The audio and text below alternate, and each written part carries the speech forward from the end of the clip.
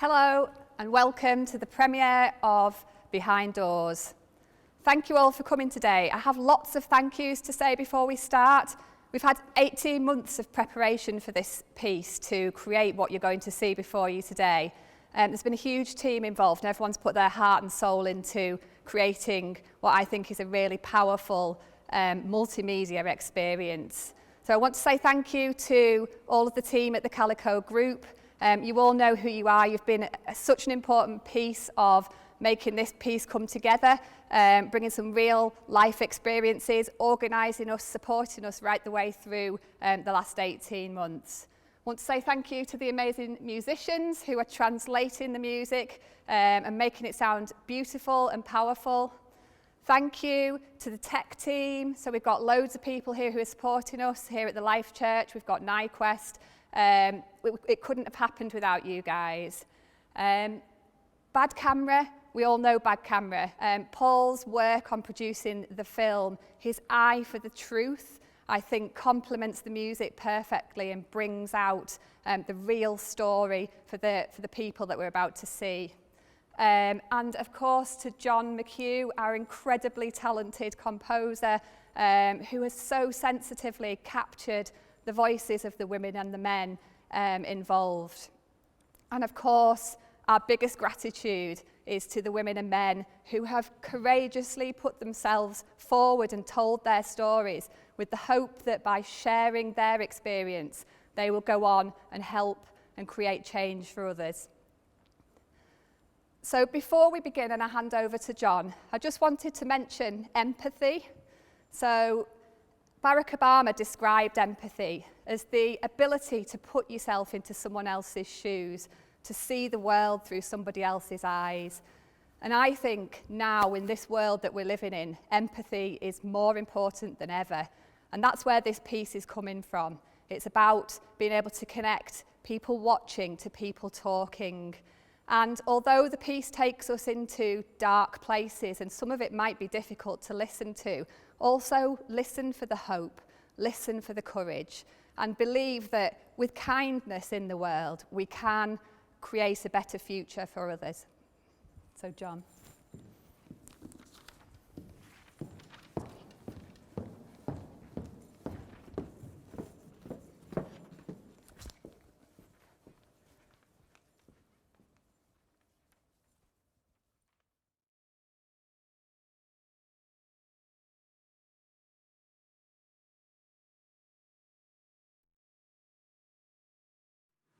The women who shared their experiences in this film have all survived domestic abuse so severe that they've had to escape their homes and come and live with us in a women's refuge, in a place where they can be free from further harm and abuse. Domestic abuse can happen to anyone, and I would ask you, whilst you watch this film, to remember that this could be your mum, your sister, your niece, your best friend, the woman at work, the woman you sit next to on the bus. Each woman tells their unique story of abuse, their own experience, and whilst each story is different, they also share a lot in common. The 5 women who stayed with us in one of our SafeNet refuges in Lancashire were all willing to speak to us on camera to share their experiences so that other women, other victims and survivors would benefit from what they had been through, so that they too can escape dangerous homes and seek help and start to heal from the abuse that they've experienced and move on in their lives. All of these women have taken positive steps to create happier, healthier, more stable and safer lives for themselves and their children. We also hear the stories of 2 men who experienced domestic abuse throughout their childhood and who went on to perpetrate domestic abuse as adult men in their relationships. Their stories offer a sense of hope to others who might find themselves living in domestic abuse.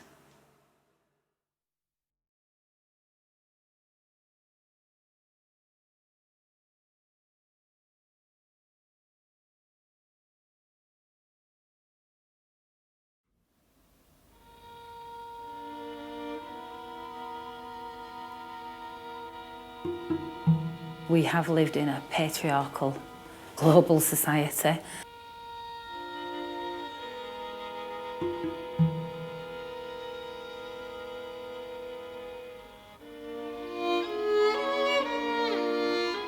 Not very long ago, it was actually legal for a husband to beat his wife as long as the stick that he used was no thicker than his thumb. So that's the rule of thumb. We need to stop it. Stop it.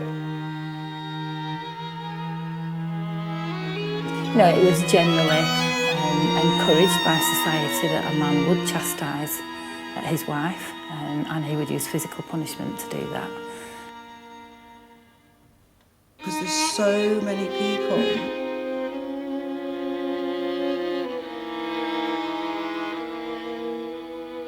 So many people suffering. And you suffer in silence. You suffer in silence.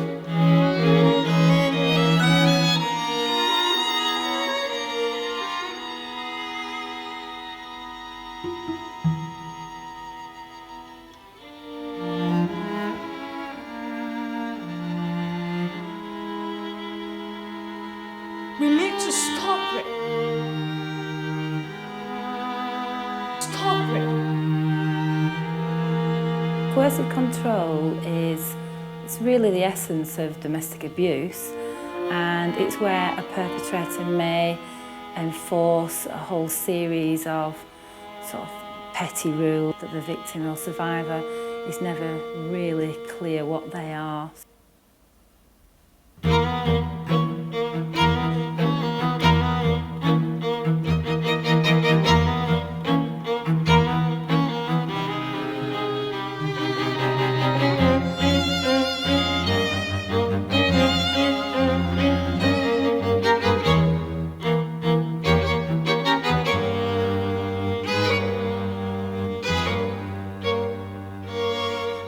Keep it up.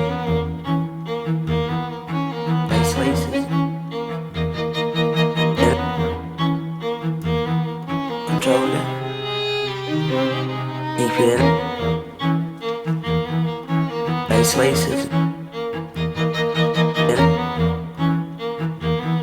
Control it. Keep an eye on the red flags. Red flags.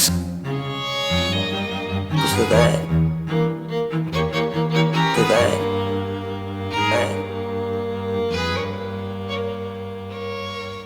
If someone loves you, it doesn't hurt. If someone loves you, it doesn't hurt.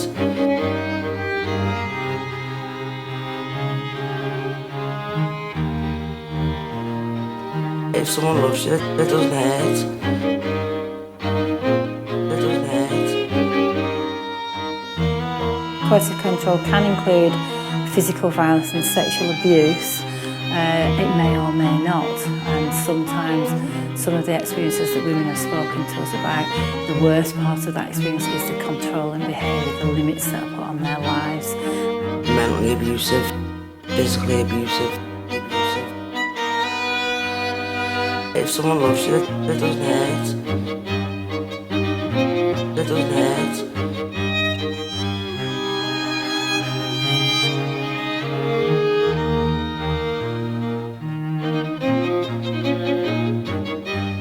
If someone loves you, it doesn't hurt.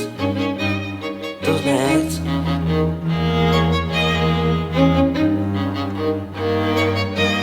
It doesn't hurt.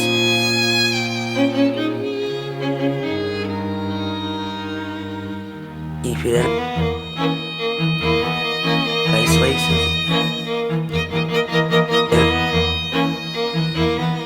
Control it. The red flags. Red flags. Because they're there. They're there. They're there. They're there.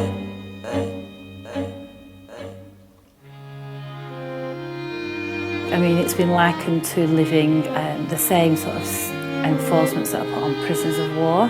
So things like withdrawal of food, sleep deprivation, constant questioning, punishments for getting the wrong answers. So you can't change them, no matter what, and it's not your fault. And you need to get away, and you need to start loving yourself more than you love them, and use your strengths to get away from them. That's when things change. And use your strengths, and use your strengths, and use your strengths, and use your strengths to get away from them. To get away from them, get away from them. Start loving yourself, loving yourself. And use your strengths, and use your strengths to get away from them. To get away from them, get away from them. That's when things change. That's when things change. And then you realise it's not you. It's not you. And use your strengths, and use your strengths. And use your strengths, and use your strengths to get away from them. To get away from them, get away from them. If someone loves you, it doesn't hurt. It doesn't hurt. Start loving yourself, loving yourself. If someone loves you, it doesn't hurt.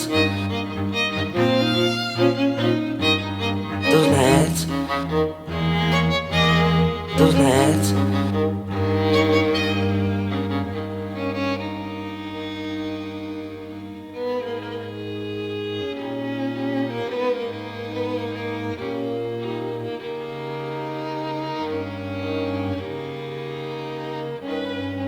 About loving yourself more than you love them, because you'll never change them. You think you can, but you can't. And to use your love and strength for yourself and get away from it. And then your life could be better. Is it mine? No.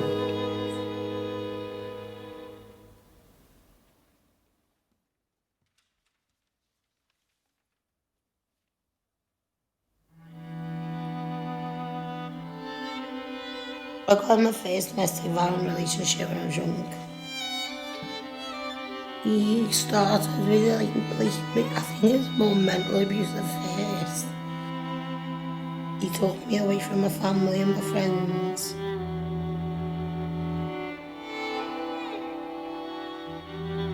The beatings came after it was mental abuse for a while, like locking me in bedrooms and giving me equipment to kill myself, cut myself.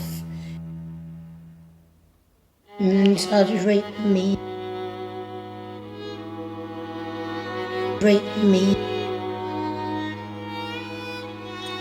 And he beat me that bad, he's broke quite a few of my bones.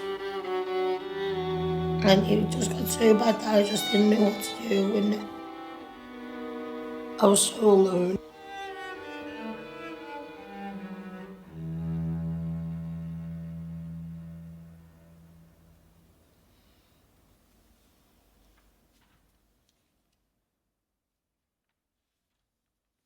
He turned violent really quick, and I was pregnant, so obviously I left for the sake of the baby because he didn't change.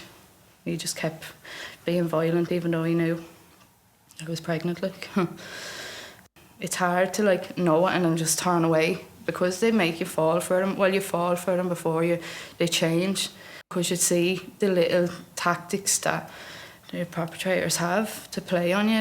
Even though you think they're being nice and they're looking out for you, there's always another motive sort of behind it. It makes you really aware to the little tricks that they have, I suppose. Turn violent really quick. Because he didn't change. He didn't change. It makes you aware, really aware.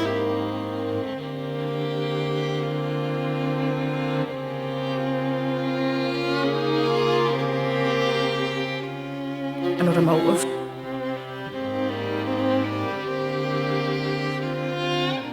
Behind it. But now, with the groups and stuff, it's just making me a lot smarter to it. To the tricks that they have. Tricks that they have. He just kept being violent. violent. He just kept being violent.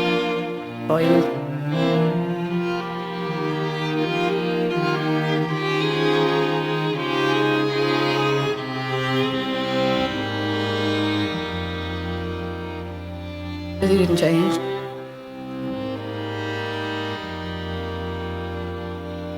He didn't change.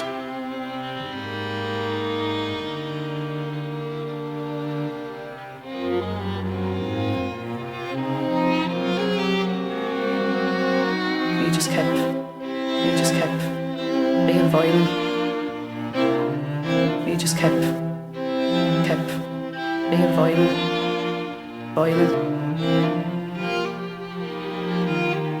Slowly but surely I'm getting there, but it's just hard getting out and meeting new people.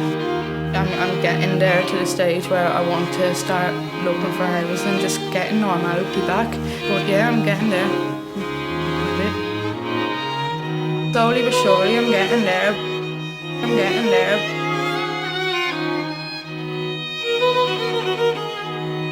I'm getting there. It's just hard. Slowly but surely I'm getting there. I'm getting there.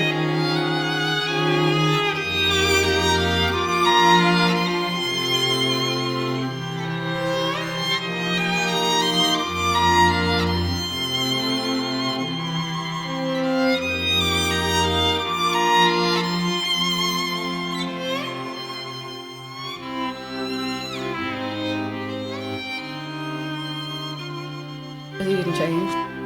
He didn't change. Make sure you're aware.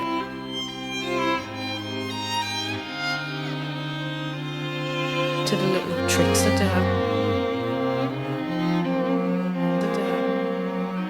Tricks that they have. Some of the experiences that women have spoken to us about, the worst part of that experience is the controlling behaviour, the limits that are put on their lives, and the sort of incremental stripping back of their identity by the perpetrator.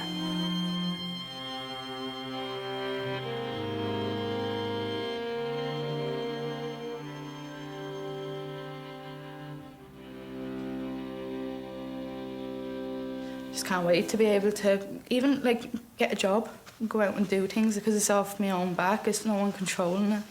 Getting up in the morning, it's no one telling you what you have to do. You just it's your own decisions. So yeah, it's just every day. It's just great. Like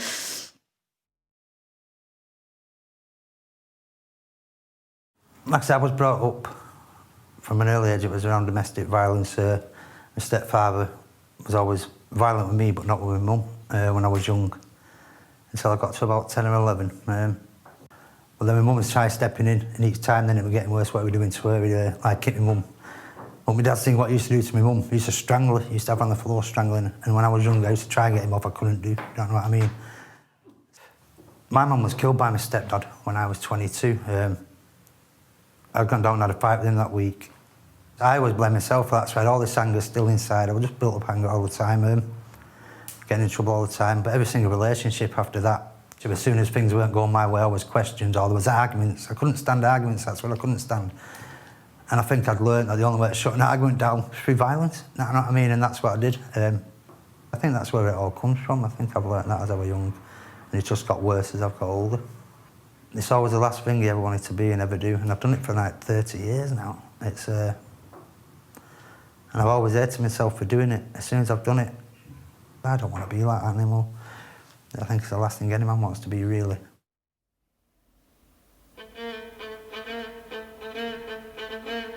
You come in. You come in. Kicking off really bad. Stepfather, when I was young, I was frightened to death. When I was young. Violence, domestic violence, that's all I'd ever seen, all I'd ever seen. He kicked me and punched me. He used to strangle it. He used to strangle it. It was violent with me when I was young. They do it behind doors. When there was nobody about, behind the scenes. I was frightened to death when I was young. Violence, domestic violence, that's all I'd ever seen. He kicked me and punched me.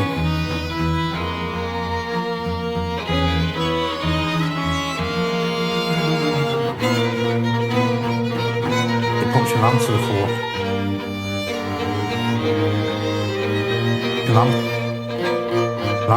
He punched my mum to the floor.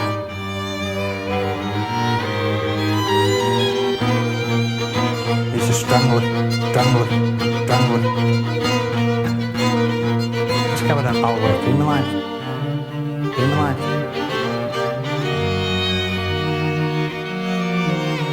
All the way through my life.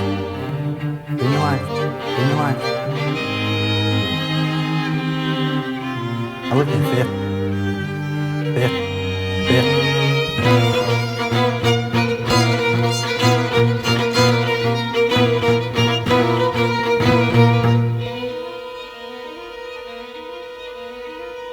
And before you know it, I got done with prison, I'd come out, started getting into relationships, but I was always violent in them. I think it, like I said, the last person I wanted to be was like him. And I never thought I would ever be like him. You know what I mean? After seeing what he'd done. But I just couldn't, at the time, couldn't seem to control how I was. When everything didn't go my way. I just try and control everything by violence, really, by shouting. I just lash out. I didn't realise I could stop. I didn't realise I could stop myself at the time. But I hated myself for it at the same time. I was full of apologies the next day and all the rest. And then this carried on all through my adult life. And I don't know if that's what I learned from my dad. You do it behind doors, behind the scenes. You do it behind doors. You do it behind doors, behind the scenes. All the way through my life.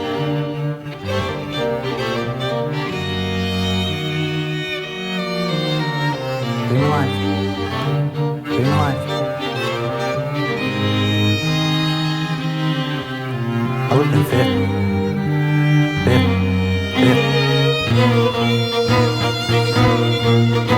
This is strangled. This is strangled.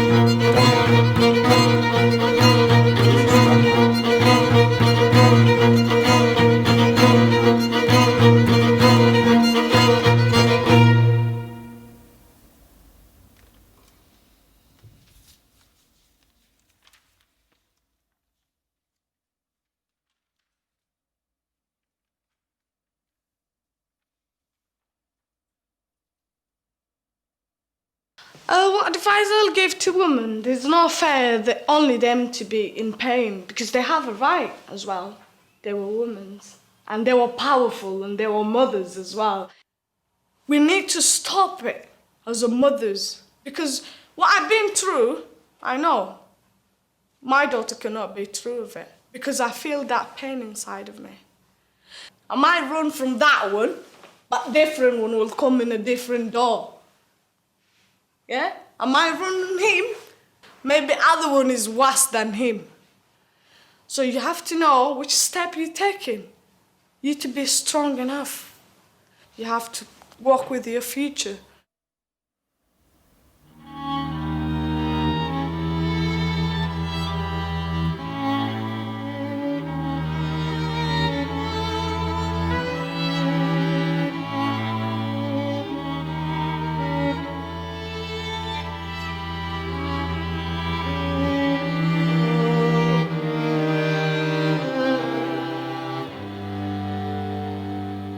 They were women, and they were powerful.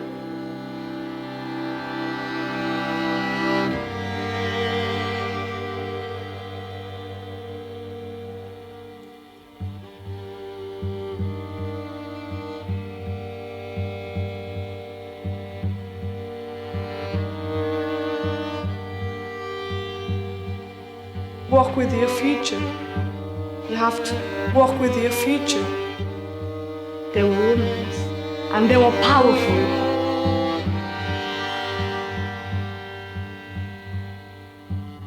We need to stop it. We need to stop it.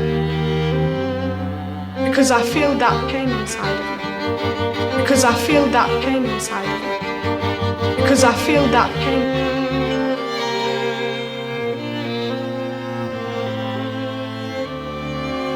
Walk with your future. You have to walk with your future. They were women, and they were powerful.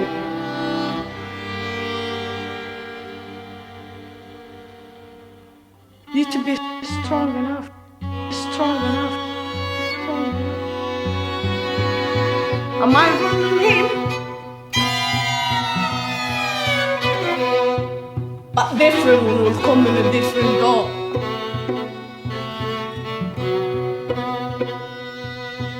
Am I running him?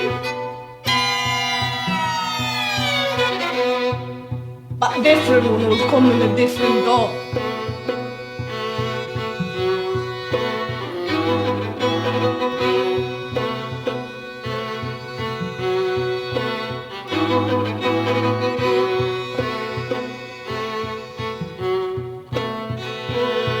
I'm gonna learn.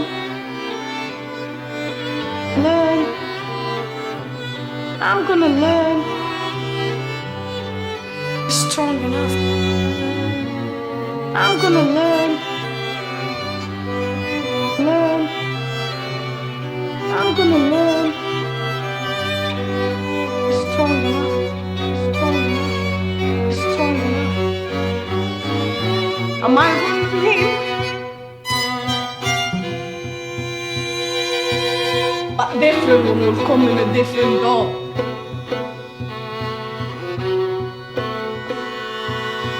Am I running him? A different one will come in a different door.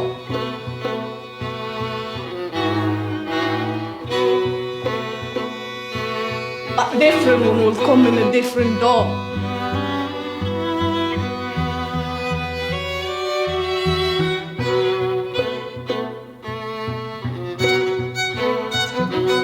In a different door.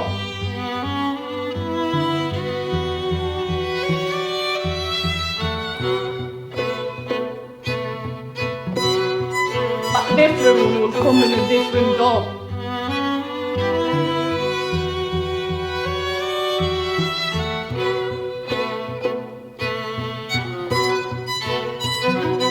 In a different door.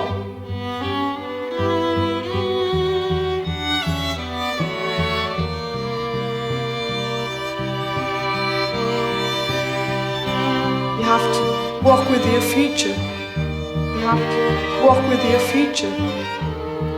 They were women, and they were powerful.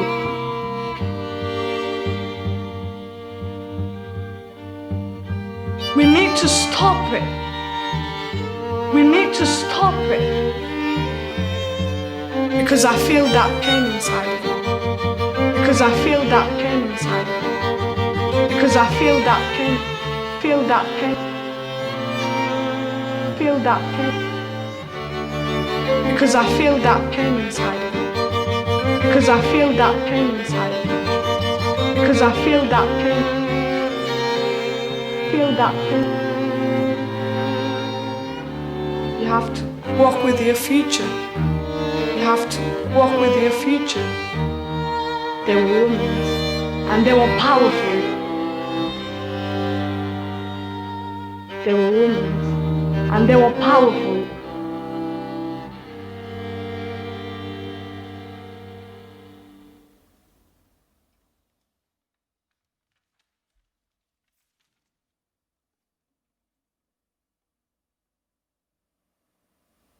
But I knew I was going to have to go back out in the big bad world. But I needed to go out with a stronger person, and I didn't. I got into another violent relationship. I didn't let it go on for as long as I have done in the past. This one was only very short. third beating was the final beating because he had a knife to my neck. I woke up and it was then that I thought he's going to kill me. He's actually going to kill me this third time. And then the beating came. I spoke to this lady, rang me. She said, just go along with what I say and I'll help you. And she said, are you in danger? I said, yeah. And she was telling me what to say. And then she said, tell him your prescription's ready, but because it's controlled drugs, you need to go and get it right away. And that was it. It's gone. Out them doors, I ran. Like I've never ran before in my life. And I just heard lovely sounds, or whether that lady's rang them, I don't know, but she saved me, that lady, and I'd love her. Like, I'd love to know who she is because she saved my life.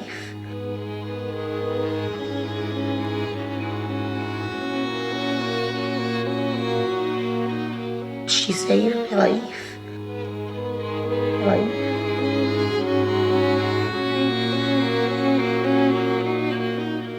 She saved my life.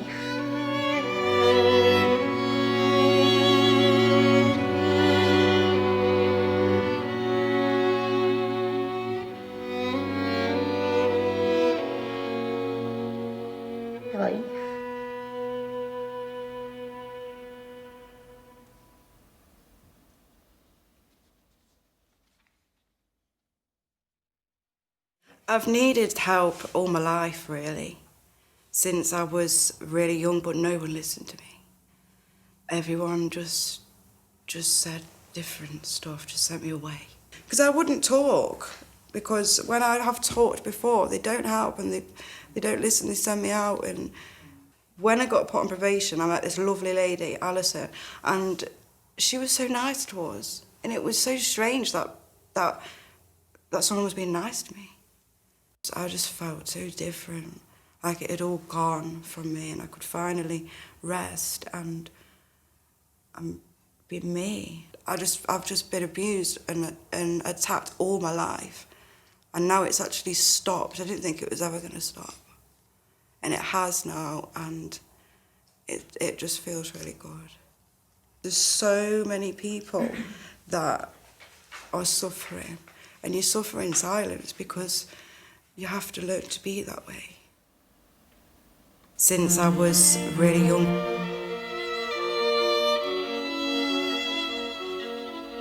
no one listened.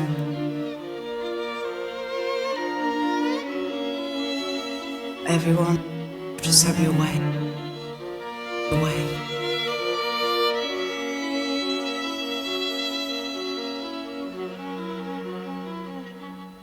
Because I wouldn't talk. Because when I have talked before, I wouldn't talk.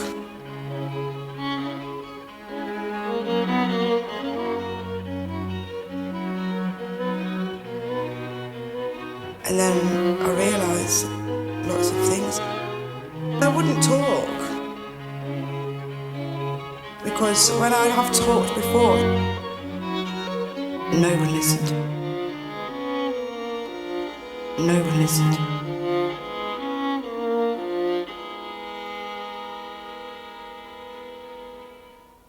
Because there's so many people.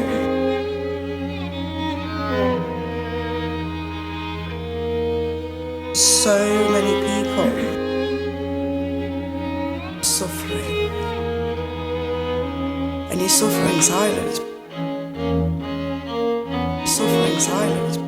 In silence. Silence.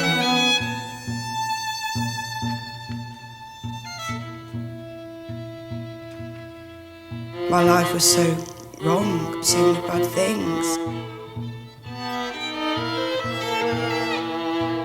Just more bad people hurting me and stuff.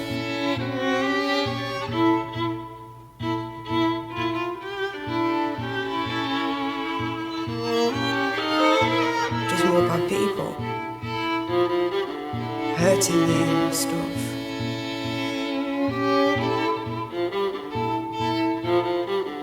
Hurting me and stuff. And I met this lovely lady, lovely lady. She was so nice to us.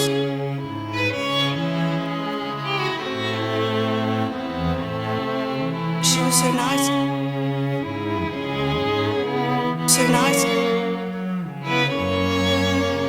I just felt so different. I could finally rest. Be me.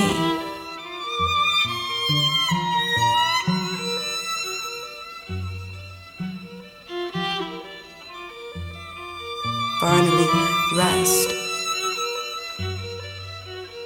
Rest.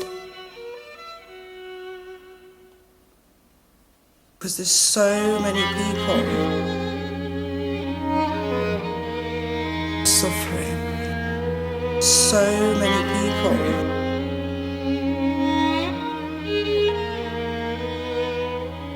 suffering silence. Suffering silence. In silence.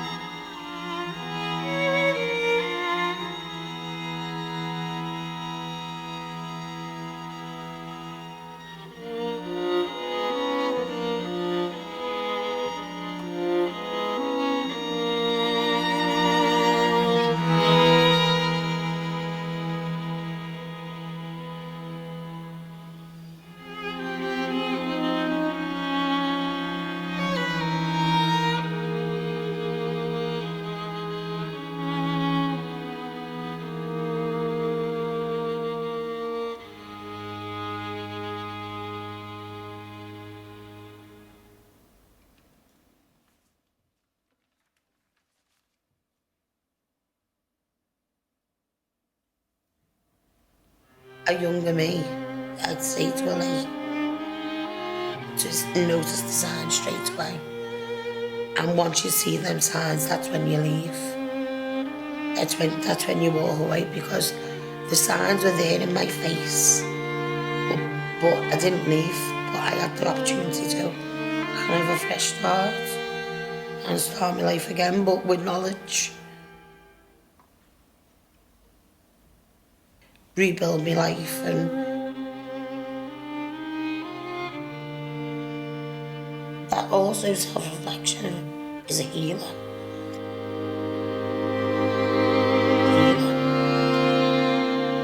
It's good to feel positive, and for once in my life, I feel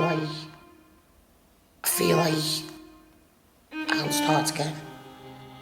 Start again. Start again.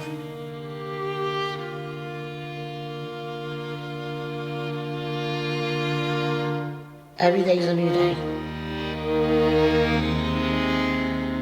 It's a new day. Every day's a new day.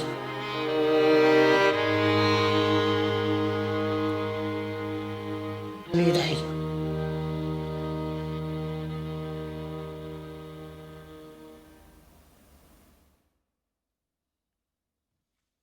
Well, my experience around domestic violence began when I was about 5, watching my dad beat my mum up on a regular basis. I got rescued from that by my nana.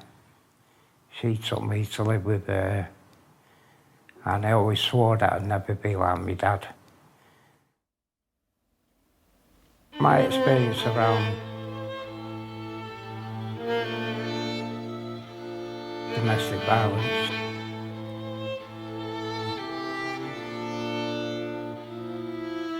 began when I was about 5.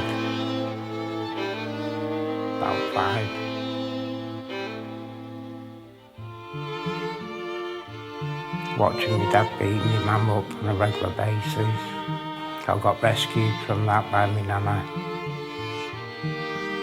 I had to go back home because my dad had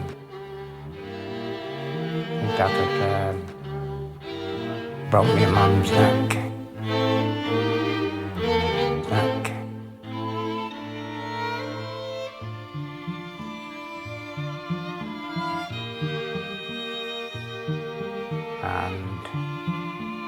eventually ended up meeting the love of my life, married her.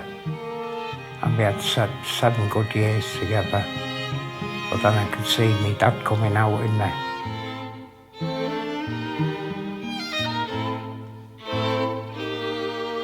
I just realised it turned into my dad. I just realised it turned into my dad. I just couldn't stop it. Stop it.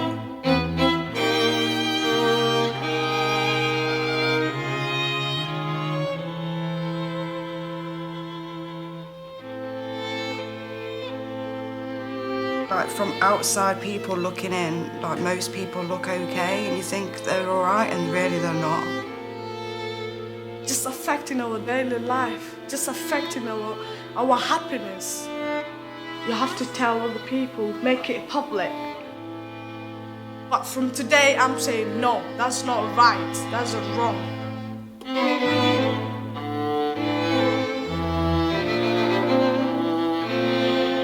I just realised it turned into my dad. I just couldn't stop it. Stop it.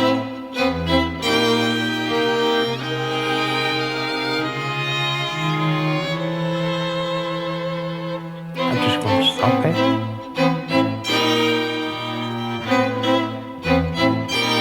I just couldn't stop it. Go and ask for help. Go and ask for help. Just don't be afraid to come forward and ask for help. Listen to people.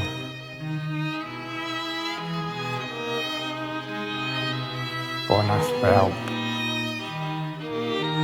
Listen to people.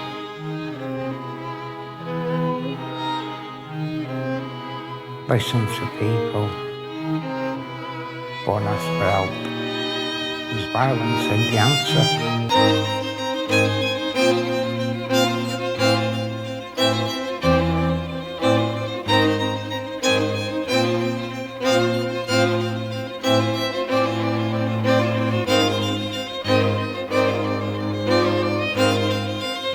There's violence in the answer.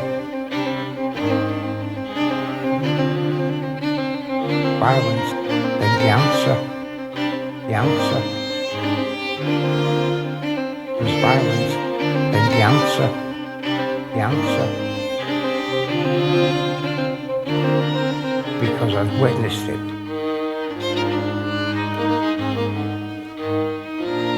From a young age.